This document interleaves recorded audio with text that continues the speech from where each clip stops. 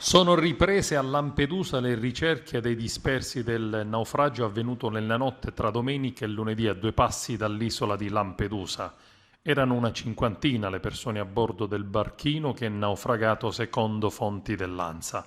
Quando sono arrivate le motovedette per procedere al trasbordo, i migranti si sono spostati tutti da un lato e, complice il mare mosso, hanno fatto ribaltare l'imbarcazione. Erano tutti senza salvagente. Se lo avessero avuto sarebbero tutti salvi. Lo ha detto il procuratore aggiunto di Agrigento Salvatore Vella ai giornalisti presenti a Lampedusa.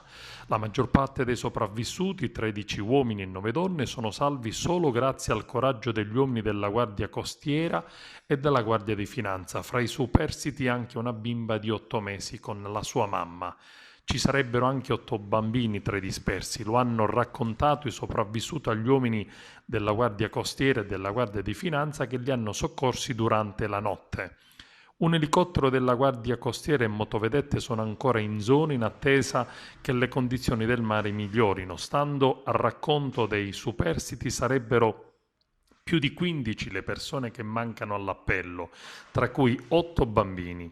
E ieri, in occasione dell'ordinazione di 5 nuovi sacerdoti in cattedrale, il cardinale Francesco Montenegro, Don Franco, ha dichiarato durante l'omelia: tutti promettono, ma niente cambia. I morti di 6 anni fa sono famosi, ma ce ne sono tanti di cui non si sa nulla. Se non si fa niente per porre rimedio, il rimedio da solo non si presenta. Io credo che ci sia la responsabilità di tanti nella morte di questa gente. Tutti parlano, tutti promettono, tutti progettano, ma non cambia nulla. E anch'io mi sento responsabile, ha detto ancora il cardinale Montenegro. Mi chiedo cos'è che posso fare, ma ce lo dovremmo chiedere tutti. Andrò a Lampedusa prima che le salme vengano portate via. È gente che ci appartiene.